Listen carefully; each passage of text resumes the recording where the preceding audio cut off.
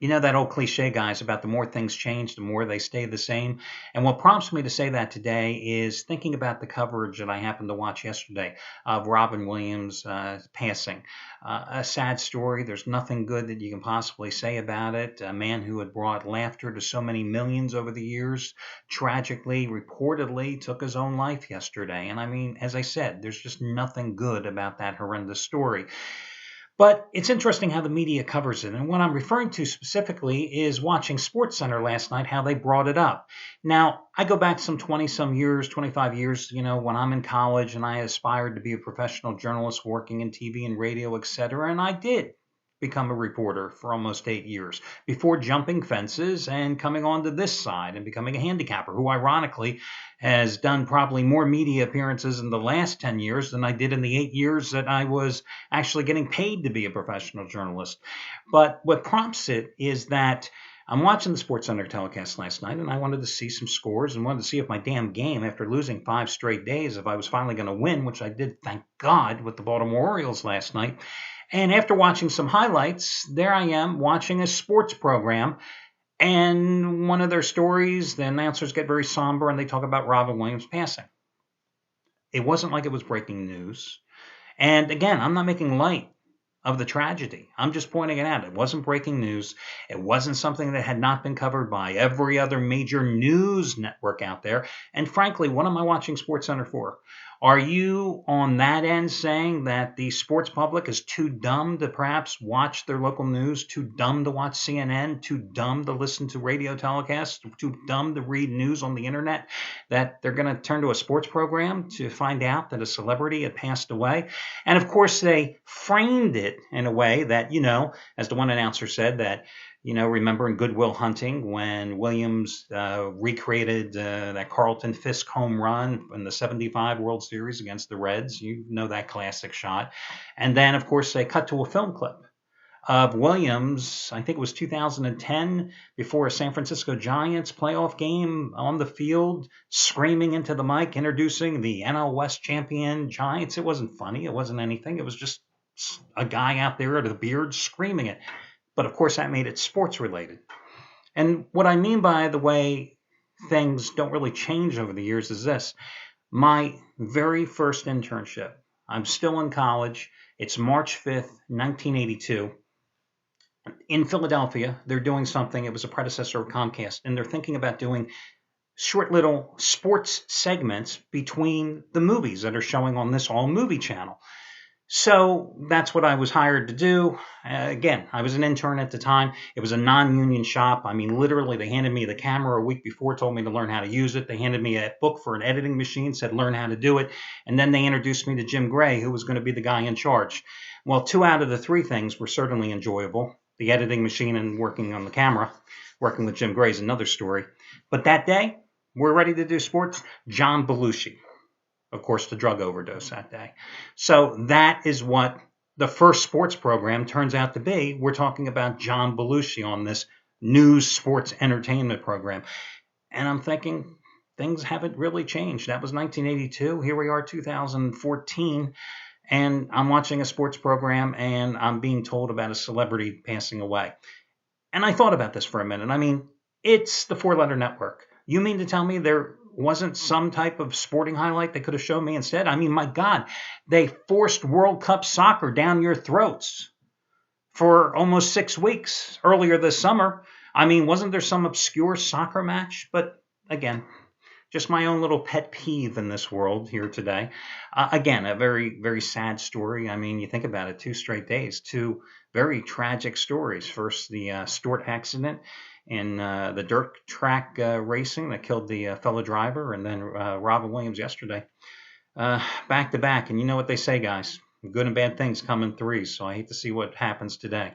Hey, here at the site, unfortunately, Jeff Benton, and I always tell you the good, I tell you the bad as well. Jeff Benton, who yesterday had a 109 play, after just going crazy, winning 14 of the previous 16 days, including 10 discounted plays in that 2-week stretch. Had a 109 play on the Detroit Tigers last night. Of course, Justin Verlander left the game early because of shoulder problems. Gee, like we didn't know he had some issues with the way he's been pitching this season. So he lost that play. However, Shawn Michaels, one of the other featured plays yesterday, he cashed in. You saved $80. You got his dog of the month. Another $50 winner from Shawn Michaels, which cashed in last night with the LA Dodgers as a 130 road pup, $10 bettors. Over the past 15 months, now up over $25,000 following Shawn Michaels' advice. And Chris Jordan cashed in. He was the 777 triple play yesterday with the A's and the Royals staying under in a 3-2 final for his 500-star AL Game of the Month selection, Total of the Month selection. So congratulations to them both. You can check out all the promos and what's available here on the homepage after watching the rest of this report, because you want to watch the rest of this report, because yesterday I gave you a free winner on the Kansas City Royals, and today I've got a couple more free selections for you. The first one, you see one of my favorite pitchers is pitching tonight, Adam Wainwright. So you know that I'm going to be on Adam Wainwright because I'm on Adam Wainwright almost every single start. But then again, why not? The Cardinals are 17-6 in those starts this season, even when you had to play them on the run line, only twice this season. And unfortunately, I've been on both of those occasions, too, on the Cardinals, had they failed to win by 2 or more runs. But here's the deal. Right now, as I do this video report very late on Monday evening, the Cardinals are only a 145 to 150 favorite because they haven't been playing well at Miami. Miami is going with Jared Cosart, who, of course, was acquired in a trade deadline deal a couple of weeks ago from the Houston Astros, made one start, not a very good one, for Miami, and then spent, the next 11 days on the sideline because of back issues. So he's going to make his second start for the Marlins. Listen, if you go back to his tenure with the Astros, his last 5 starts, he's got a 7.76 earned run average. So that's a bad enough number. But then when you take it further and you look at the pitching line in those 5 starts, you see that he worked 26 and 2/3 innings and he walked 16 batters in that stretch, in addition to giving up the 25 runs. He hasn't gotten through the 5th inning in any of those 5 starts as well. Now, last night the Marlins held off St. Louis. They won 6-5. They've won 3 straight in the 4 meetings so far this season. But again, I go back to the fact that the Cardinals just play better when Wainwright's on the hill. 17-6 they are.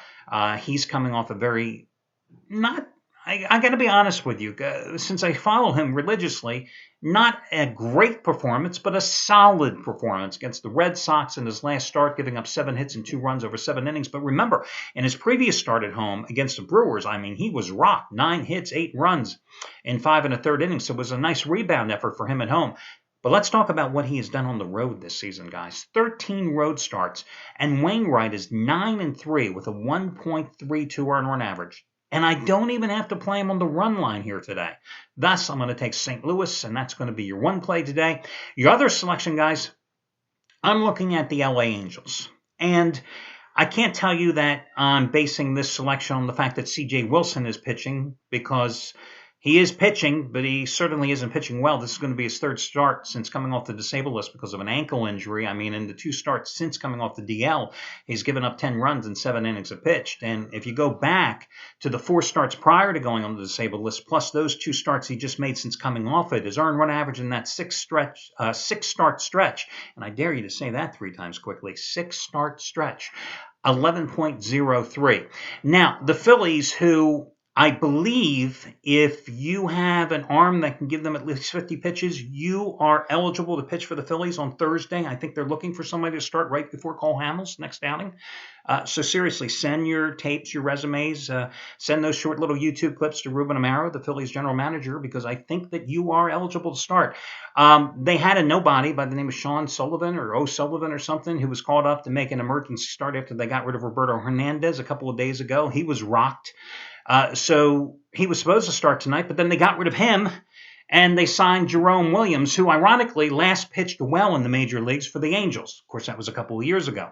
This year he started with the Houston Astros, made 26 relief appearances.